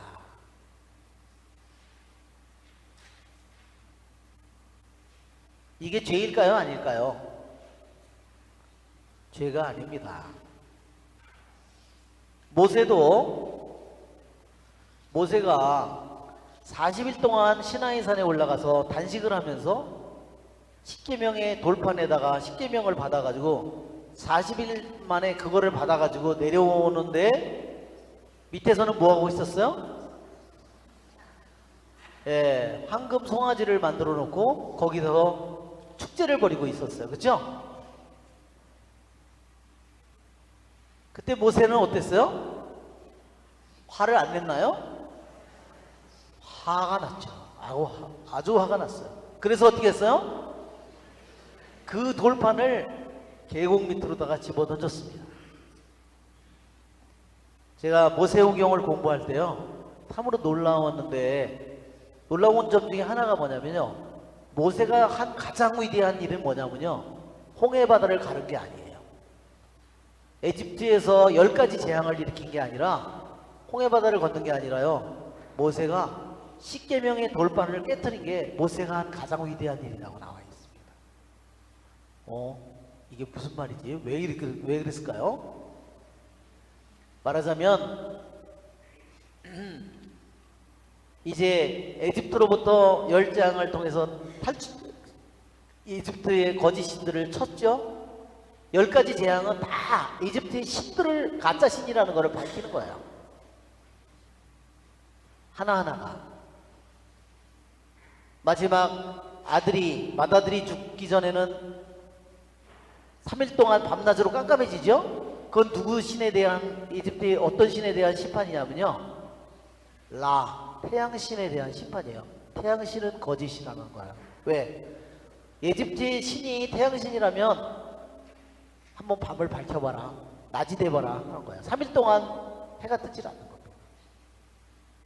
자, 홍해바다를 건너고, 그러나 모세는 이스라엘 그렇게 와서 그들이 약속의 땅, 그들이 시나이 산 밑에 와서 그들이 50일 만에 거기까지 온 거죠. 계약의 백성으로 탄생하는 순간에, 탄생을 하는 그 순간에, 계약을 맺는 그 순간에 그들은 계약을 이미 깨뜨렸어요. 만일 모세가 그 돌판을 깨뜨리지 않았다면 하느님의 벌이, 분노의 불이 그 백성을 다 태웠을 거라는 겁니다. 그거를 모세가 막았다는 거죠. 그래서 모세가 한 가장 위대한 일이라고 하는데, 여기서 보면 모세가 분노를 합니다.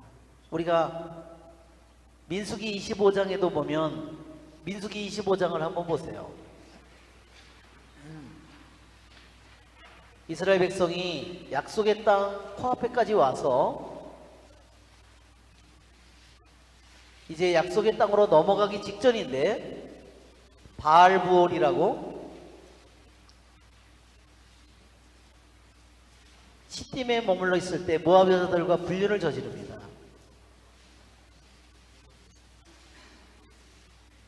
그래서 구절을 보면 그 재난으로 죽은 이들이 24,000명이에요. 왜? 2절을 읽어보면 1, 2절을 읽어보면 이스라엘이 같이 읽어볼까요? 시딤에 머물러 있을 때 백성이 모압의 여자들과 불륜을 저지르기 시작하였다.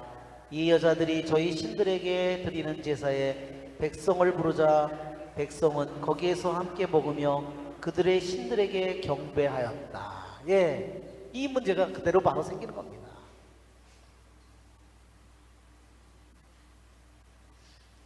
예, 이 모압 여자들이 어떻게 이스라엘 남자를 유혹했을까요? 예, 거의 옷을 입지 않은 상태로 내 생각에는 유혹을 했을 것 같아요. 오빠 그러면서 예. 그래서 3절에 보면 스스로 부호르의 신 바알의 멍에를 맸다 그랬어요. 주님께서 이스라엘에게 진노하셨다 그랬어요. 그냥 보통의 분노가 아니라 진노하셨다 그랬잖아요. 이제 그 전에 제가 고등학교 다닐 때인데요, 학교 선생님 중에 경상도 선생님이 있었어요. 그런데 그분이 진로를 발음을 못해요. 진로를 발음을 못해가지고 이러는 거야. 진노 사와라 진노. 그래서 나는 이게 학교 선생님이 당직을 썼는데 진로 한 병 사와라 그래야 되는데 진노 사와라 진노. 완전히 일본 사람이에요. 완전히 너무나 웃겨가지고 나는 진로 발음을 못하는 거예요. 진노. 자, 이렇게 하느님께서 진노하셨는데 여기 보면 6절에 보면 이스라엘의 온 공동체가 만남의 천막에서 통곡하고 있을 때 우두머리를 잡아서 목을 매달았어요. 이스라엘 자손 가운데 한 사람이 온 공동체가 보는 앞에서 미디안 여자 하나를 데려왔다.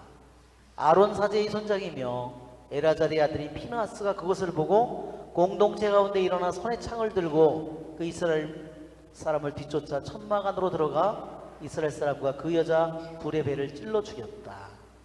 그러자 이스라엘 자손들 가운데 재난이 그쳤다. 그렇죠? 만일 여기에 피느하스 사제가 자기 그 불륜을 공동체 앞에서 뻔뻔하게 그걸 저지르는 그거를 그냥 내버려뒀으면요, 재앙이 5만 명에게 닥쳤을지 멸종을 했을지 모른다. 그 한 사람 피느하스의 열성이 다른 말로 뭐냐면요, 피느하스의 열성, 피느하스의 질투, 다른 말로 피느하스의 분노입니다. 하느님의 분노를 똑같이 느낀 거예요.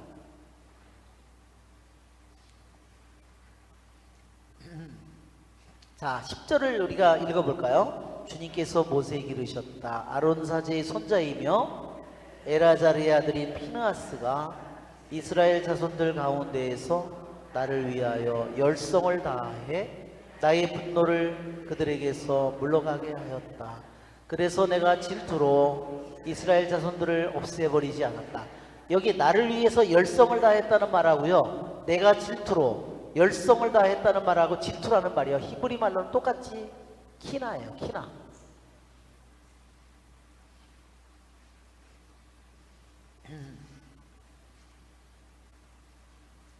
그것이 열성이 되고 다른 말로는 질투도 되는 겁니다. 그러니까 하느님의 질투를 똑같이 느낀 거예요. 하느님의 질투, 하느님의 분노를 똑같이 피느하스가 느꼈어요. 그게 피느하스의 고통이었고 피느하스의 아픔이었다는 겁니다. 그래서 우리 이스라엘이 예루살렘이 멸망하기 전에도 뭐래요? 여기에서 구원받을 사람의 이마에 표를 칠하라고 그러죠? 그렇죠? 이 안에서 벌어지는 모든 일을 보고 너무나 아파하는 사람들의 이마에만 표를 하라고. 하느님이 느끼는 아픔을 똑같이 느끼는 영혼에게만 그게 오는 거예요. 자, 예수님께서도 분노하셨죠? 자, 오늘 글 중에 지성을 지키는 것에 관하여 그게 있습니다. 자, 이것은 이 책의 출처는 필로칼리아입니다. 필로칼리아, 지난번에도 얘기했죠? 자,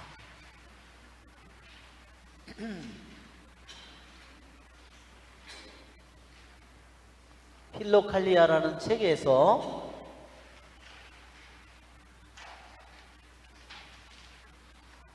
복수자 이사야의 글 중에 지성에 대하여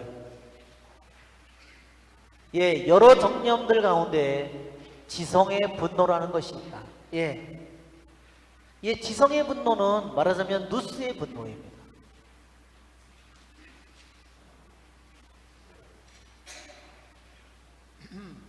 자, 이렇게 도표로 설명하자면 이게 누스예요. 제일 누스, 여기가 욕정부, 정년부, 이게 이성부. 그러니까 인간 안에 있는 최상위 기관이 이성부라는 겁니다.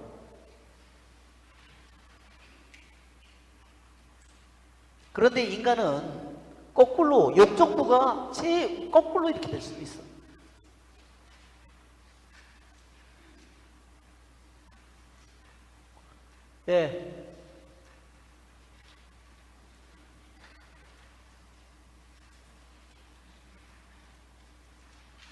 이렇게 되면 어떻게 가요? 이것은 완전한 멸망이에요.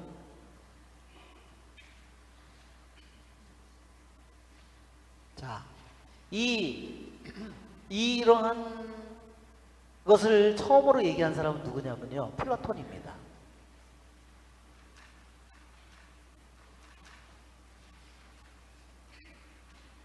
이 욕정부는 뭐냐면요, 말하자면 욕구를 느끼는 부분이에요. 먹는 거라든지 성적인 욕구라든지 수면이라든지, 그렇죠? 이런 욕구를 느끼는 부분. 육체적인 욕구입니다. 본능적인 이런 욕구입니다. 말하자면 우리들에게 욕정부가 최상위 기관이 돼버리면 어떻게 될까요? 자기가 본능적으로 성적으로 하면 자기가 일을 저질러. 큰일 날 일이죠. 그렇죠? 이거는 이렇게 어떤 사람이 이렇게 형성이 됐다면, 이렇게 자라서 이렇게 됐다면 저거는 살고 있는 사람들을 다 지옥으로 만들 거 아니에요. 그렇죠? 자, 정년부라고 하는 것은 뭐냐면요, 정년부는요, 우리들이 느끼고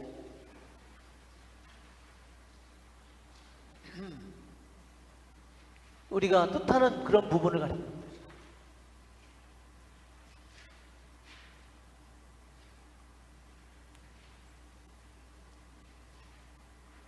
자, 그리고 맨 위에 이성부가 있어요. 누스가 있습니다.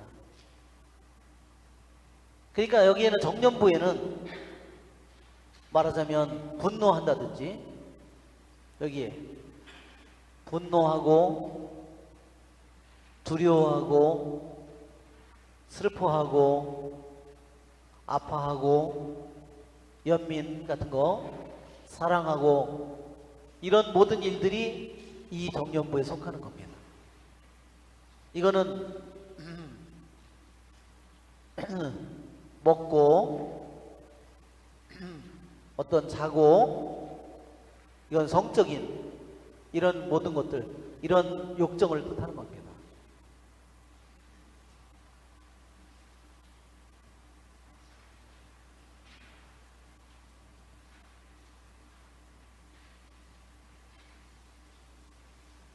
이 성부는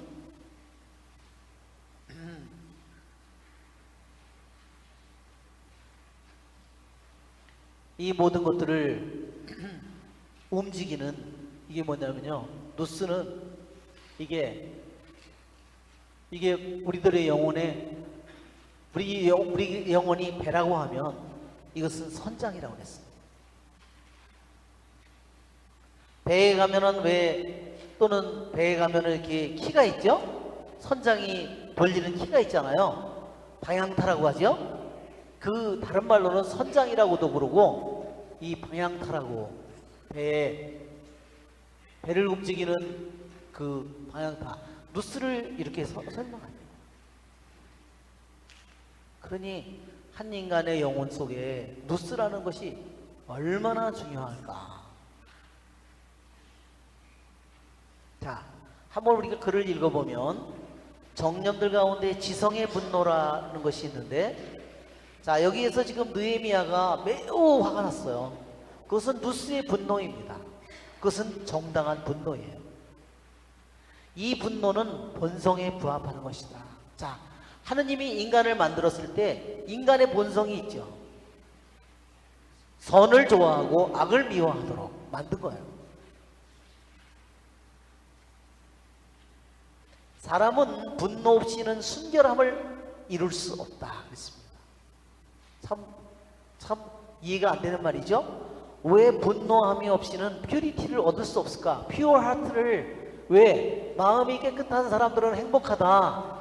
퓨어 하트를 왜 얻을 수 없다 그러냐? 이거 말하는 겁니다. 깨끗한 마음.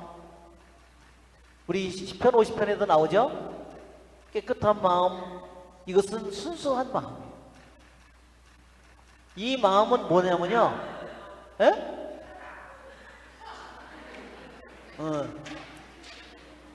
예, 글자는 잘 읽는데 안 보이죠? 너무 흐려가지고 이게 마태복음 5장에 있는 깨끗한 마음이에요. 이게 순수한 마음이고요. 이게 다른 말로는 고린도전서 13장에 사랑이 나오죠? 사랑은 시기하지 않으며, 그죠? 거기에 나오는 그 사랑, 거기에 그 사랑은 어떤 사랑이냐? 그 사랑은 이 사랑이에요. 퓨어하트예요. 깨끗한 마음이에요. 자, 왜 분노 없이는 저 순수한 마음을 마태복음 5장에 말하는 주님 말하는 순수한 마음을 왜 이룰 수 없냐? 그는 원수가 그의 내면에 우리들 자신의 내면에 심어놓은 것에 대해서 분노해야 된다. 내 마음 속에 악마가 심어놓은 모든 것들에 대해서 분노해야 된다는 거예요.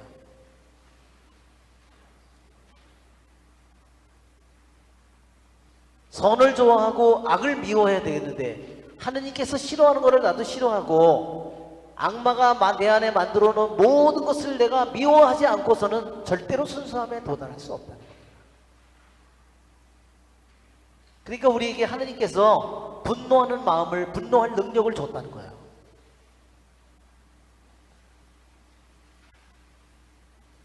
이 분노하는 능력이 첫째로 우리들이 분노해야 되는 것은 뭐냐면 악마가 만들어 놓은 것에 대해서 분노해야 된다. 특히 어떤 거? 남의가 아니라 내 자신 안에 악마가 만들어 놓은, 뿌려놓은 모든 것에 대해서 분노해야 돼. 그걸 분노할 줄 모르는 사람은 남에게 대해서는 맨날 분노하면서 자기 안에는 분노할 줄 몰라. 자기 안에 잘못되어 있는 부분에 대해서는. 그런 사람은 순수함을 얻을까요? 뭐 얻을까요? 순수함을 얻을 수가 없어요. 왜? 자기 안에 있는 악마가 심어놓은 모든 것들을 그냥 용인하고 괜찮아. 그런 부분 그렇게 하니까 그 사람은 깨끗함을 얻을 수 없는 겁니다. 자, 거기 밑줄을 쳐놨죠. 본성에 부합하는 분노를 얻고자 하는 사람은 왜? 이 본성에다가, 인간 본성에다가 이 분노하는 마음을 하느님이 이미 본성으로 심어놨다는 거예요. 즉 잘한 일은 보고 기뻐하고 잘못된 일을 보고서는 싫어하고 분노하도록 이미 우리들의 본성 속에 넣어놨는데,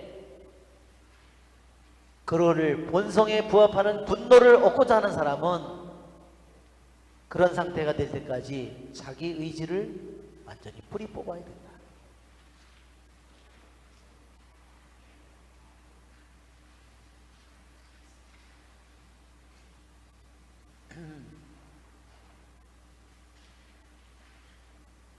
자, 2번은 한번 우리 같이 읽어볼까요? 내 자신이 동료들을 미워하는 것을 깨닫고, 그러니까 내 자신이 다른 사람을 미워하는 거예요. 내가 어떤 사람을 미워해, 아주. 그러면 그 마음을 내가 내버려둬서는 안 된다. 이거. 내 안에 그건 악마가 뿌려놓은, 원수가 뿌려놓은 악한 것이라는 거예요. 그것을 내가 미워하고 저항해야 된다는 거예요. 근데 그걸 내버려두면 어떻게 돼요? 점점 자라겠죠? 그런데 내가 그 내 안에 있는 원수가 내 내면에 뿌려놓은 그러한 것에 대해서, 미움에 대해서 내가 저항하고, 그래서 미움이 점점 약해져 가는 것을 보게 됐을 때 내가 이제 많이 좋아졌네, 이렇게 마음속으로 섣불리 기뻐해서는 안 된다. 왜? 약해져 없어지면 실제로 그런 일이 내가 잘해서 그런 일이 있을 수도 있지만 일부러 악한 영들이 속임수로 그럴 수 있다는 거예요. 왜? 악한 영들이 내가 열심히 이제 노력하고 이제까지 이게 나한테 덤빈 적이 없는데 이게 나한테 이제 저항을 하네? 그러면 악마의 영이 어떻게 해요? 야, 너 꺼져. 뒤로 물러나. 그러면 이 사람이 어때요? 그 사람이 이렇게 별로 미워지지가 않네? 그건 내가 좋아졌구나. 이렇게 생각해. 교만하기 쉽죠? 예, 이렇게 될 때 봐요. 악한 영들은 처음보다 더 심한 공격을 준비하고 있다. 이 자들은 도시 배후에 군사를 남겨놓고 떠나지 말라고 명령. 그러니까 배후에다 남겨놓고, 말하자면 공격을 이렇게 하고, 둘이 공격을 하고 있으면 싹 뒤로 물러가 버리는 겁니다. 이렇게 물러가는데, 여기 이 사람 뒤에다가 뭐를 배치해 놨어요? 적들을 여기다가 배치해 놨다는 겁니다. 그래 놓고서 일부러 싹 물러가니까 어떻게 돼요? 자기가 좋아진 것처럼 느낀다는 거예요. 내가 저 사람 굉장히 미워했는데 미워해지지도 않고 좋아하고 그랬네. 그렇게 방심해 버리면 어떻게 되냐?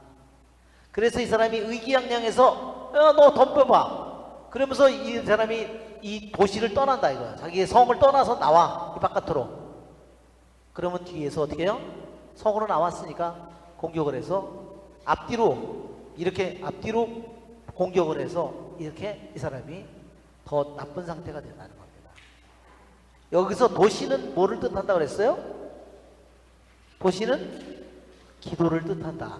자, 내 마음이 의기양양해서 도시를 떠나면, 도시는 뭐예요? 이 도시, 이 도성은 기도의 도성이라는 겁니다. 이 사람이 내가 이제는 그 사람도 미워하지 않고 좋아졌네, 그러면서 도성을 떠나, 기도의 도성을 떠나, 기도하지 않는다 이거예요. 더 이상. 그럴 때 더 악한 영들이 앞뒤로 공격을 해서 당하게 된다. 그러니까 이번의 글은 우리들이 쉽게 진보했다고 내 자신에게 속단하지 말고 과신하지 말라는 겁니다. 3번, 엄격하게 덕을 실천하고, 같이 읽어볼까요? 양심이 넘어지지 않도록 하면서 하느님을 경외하며 굳건히 서자. 하느님을 경외하면서 자신의 내면에 주의를 집중해야 한다. 그러면 양심은 그 자유를 성취하게 된다. 그러면 양심과 우리 사이에 하나의 연합이 형성될 것이고, 이 연합은 우리의 수호자가 되어 우리가 근절해야 할 것이 무엇인지 낱낱이 보여줄 것이다. 하지만 우리가 양심에 따르지 않는다면 양심도 우리를 저버릴 것이고, 우리는 원수들 손아귀에 떨어져 거기서 빠져나오지 못하게 될 것이다. 자, 오늘 복음의 말씀이에요. 오늘 아침 미사나 미사하신 분들은 한번 그 다음 읽어볼까요? 이것이 주님께서 너를 고소한 자와 함께 법정으로 가는 도중에 얼른 타협하여라.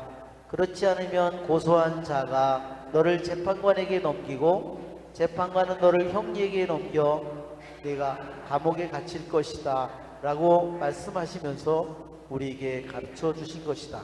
이게 오늘 복음이었죠? 자, 우리가 육체의 욕구들을 채우고자 할 때 이에 대항하는 것이 양심이며 우리가 양심의 귀를 기울이지 않으면 양심은 우리를 원수들의 손에 넘기기 때문에 양심을 고발자라 부르는 것이다. 예, 여기 마태복음 5장 25절 앞에 너와 너를 고소하는 자와 함께 법정으로 가는 도중에 얼른 타협하라. 여기 고소하는 자가 누구냐면요, 양심이라는 겁니다. 정말 놀랍죠? 그러니까 우리들이 내가 원수가 나의 내면에 뿌려놓은 그러한 것들에 대해서, 악에 대해서, 죄에 대해서 내가 분노를 해야만 내가 순결함에 이른다고 그랬잖아요.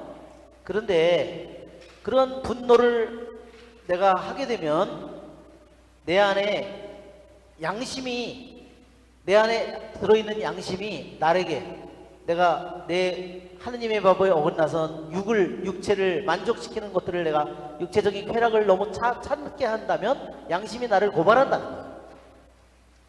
그런데 양심의 이 고발을 잘 받아들이는 사람은 그 양심이 뭐가 된다고 그랬어요? 양심과 하나가 되고 그 다음에 뭐가 된다고 그랬어요? 수호자가 된다고 그랬어요.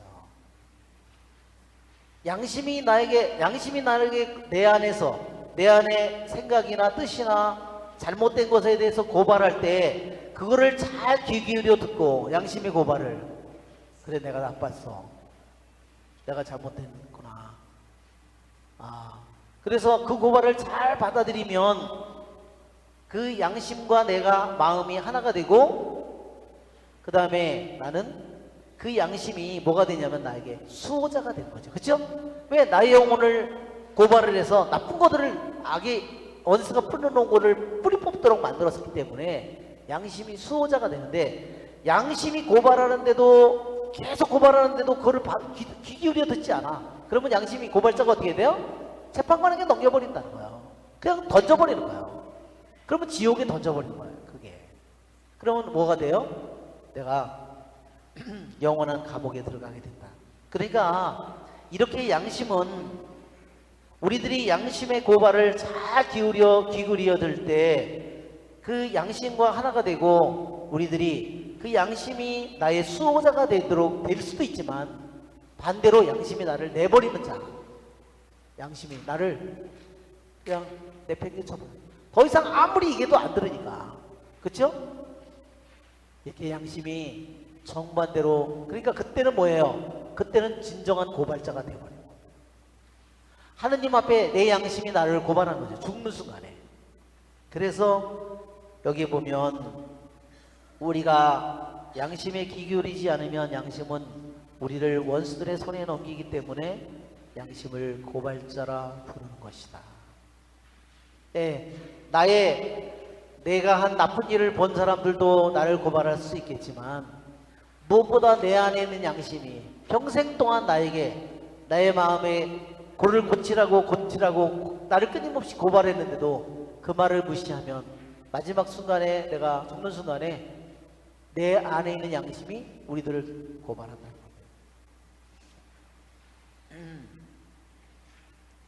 참 하느님이 인간을 정말 기가 막히게 만드셨죠? 네. 만약 하느님께서 4번 지성이 그분에게 온전히 복종하고, 네. 예, 지성이 그분에게 완전히 복종한다는 것은 누스를 말하는 거예요. 우리들 안에 있는 최상위 기관인 누스가 그분께, 그러니까 오늘날 우리들이 말하는 그냥 지성이 아니에요. 그냥 의지와 다른 지성, 그것만을 의미하는 것이 결코 아니다. 여기 말하는 것처럼 이 누스는 모든 것에, 우리들의 영혼에 모든 욕정부, 정념부, 모든 이성부, 모든 것의 선장이에요. 그 모든 것을 움직이는 최상위 기관이 누스예요. 지성이 그분께 복종하고 그 희망을 오직 그분께만 두는 것을 보신다면 그분은 지성에게 누스에게 힘을 북돋으면서 두려워 말라. 내 아들 야곱아, 내 작은 이스라엘아, 내가 너를 구원하였으니 두려워하지 마라. 내가 너를 지명하여 불렀으니 너는 나의 것이다. 내가 물 가운데를 지난다 해도 나 너와 함께 있고 강을 지난다 해도 너를 덮치지 않게 하리라. 내가 불 한가운데를 걷는다 해도 너는 타지 않고 불꽃이 너를 태우지 못하리라. 나는 주 너희 하느님 이스라엘이 거룩하니 너희 구원자이다.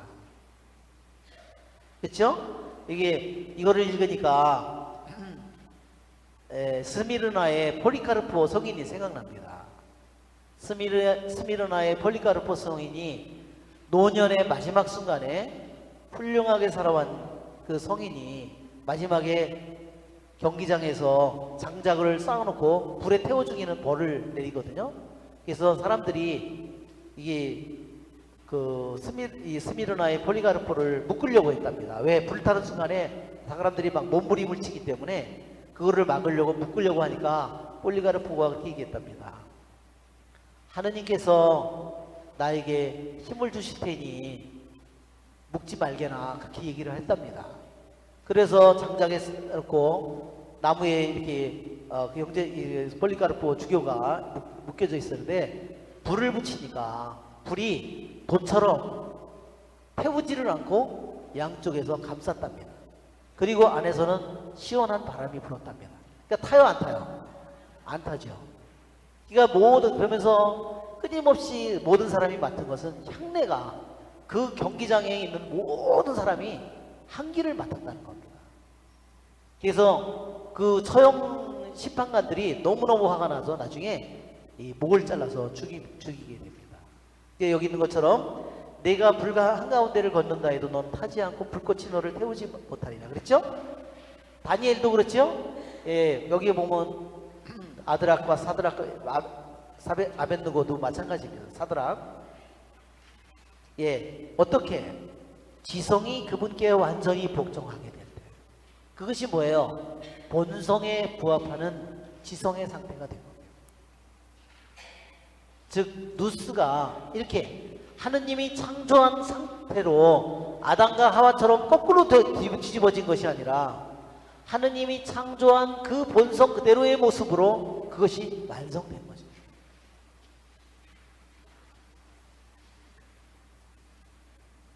자, 여기 성경을 인용할 때 전부 다 이런 표시가 되어 있죠. LXX 이렇게 되어 써 있죠. 이게 뭐를 얘기하는지 아십니까? 이게 뭐라 그랬어요? 70인역이라 그랬죠? 예. 성경에, 예. 하필이면 안 나오는 거로다가, 예, 죄송합니다. 저거를 70인역이라고 부릅니다. 자, 이거는 50이고요. 이거를 숫자를 표시할 때 이렇게 한 거예요. 이거는 10이에요. 10. 이것도 10. 그러니까 이게 70인역입니다. 자, 한 가지 참고로 얘기하면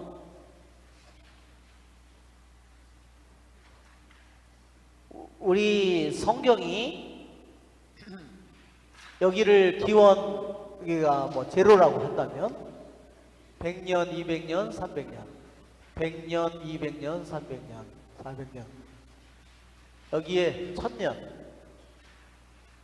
자, 여기 기원전 300년에 나온 게요 뭐냐면 70인역이에요. 70인역은요 기원전 300년경에 만들어졌어요. 신약 성경은 언제 나왔나요? 신약 성경은 다 이때 나왔어요. 요 시기에 신약 성경이 다 나왔어요. 그 다음에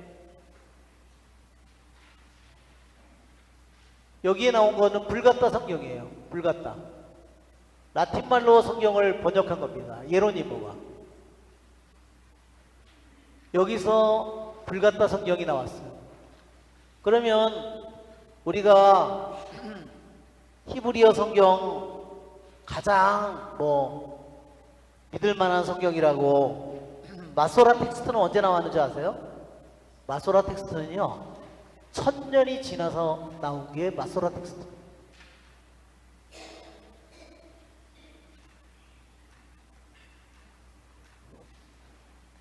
우리가 신약 성경에서 나오는 성경 기절들은요, 신약 성경에서 구약 성경에 인용한 성경 기절들은요, 다 어디서 인용한 거면요, 70인역에서 인용한 겁니다. 만약에 예수님, 요한에 대한, 세례자 요한에 대한, 그렇죠? 세례자 요한이 광야에서, 그렇죠? 외치는 소리가 들린다. 그 모든 기절들이요, 다 신약에 나와 있는 구약을 인용한 기절들은 다 70인역에서 인용한 겁니다. 근데 만약에 이거를 오늘날에 있는 마소라 텍스트로다가 신약을 보면요, 맞지가 않아요. 왜 그런지 아십니까? 마소라 텍스트는요, 어떻게 만들어졌냐면, 유대인들이, 너무나 많은 자기 유대인들이 그리스도교로, 그리스도를 믿으니까 그거를 막기 위해서요, 히브리 성경을 새로 번역을 한 게 마소라 텍스트예요. 구약 성경에 있는 예수님에 대한 예언, 구세주 예언에 대한 모든 내용을 그렇게 해석하지 못하도록 막기 위해서 만든 히브리 성경이 마소라 텍스트라는 겁니다. 이게 100년 넘어서부터 번역을 조금씩 해가지고요, 이거를 완성한 것이 1100년이 돼서 이거를 완성합니다. 그러니까 맞지가 않을 수밖에요. 70인역, 여기서 70인역에서 동정녀가 잉태하여 아들을 낳으리니 그걸 뭐로 바꿨을까요? 처녀 대신에 여자가 잉태하여 아들을 낳으리니 이렇게 바꿔버렸다는 겁니다. 다 이런 식으로.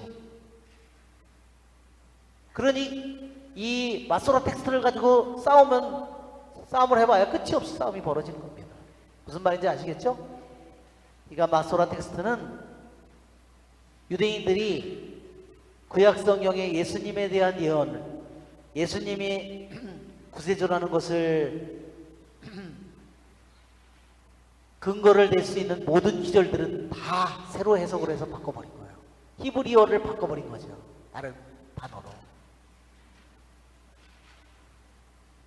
그러니까 왜 여기에 교부들을 그러니까 동방교회에서는요, 오직 지금도 전례상에서 구약 성경의 히브리어잖아요. 구약 성경도 70인역을 쓰는 겁니다.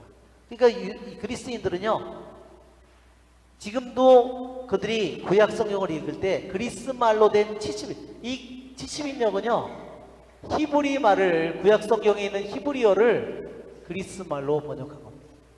예수님이 오셨을 당시에, 예수님이 이때잖아요.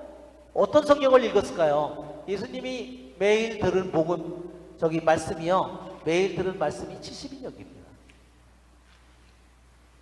그때 공용어가 70인역이었기 때문에. 그래서 여기도 보면 다 70인역이라고 되어 있는 겁니다.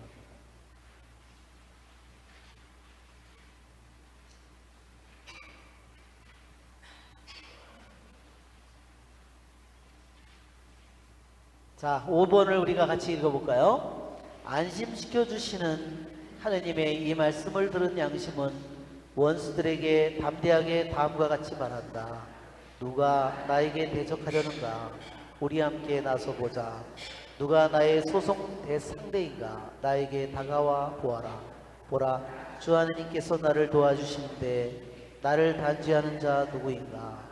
보라, 그들은 모두 옷처럼 해지고 좀이 그들을 먹어버리리라. 이사야 50장 8절 9절. 자, 6번. 내 마음에 죄에 대한 본성적인 미움이 느껴진다죠. 그렇죠? 네, 우리들도 아까도 했죠. 지성의 분노라고 그랬죠? 지성의 분노는 뭐예요? 뭐에 대한 분노죠? 원수가 내 안에 만들어 놓은 거, 원수가 내 안에 풀어놓은 모든 것을 내가 미워해야 돼요. 분노해야 돼요.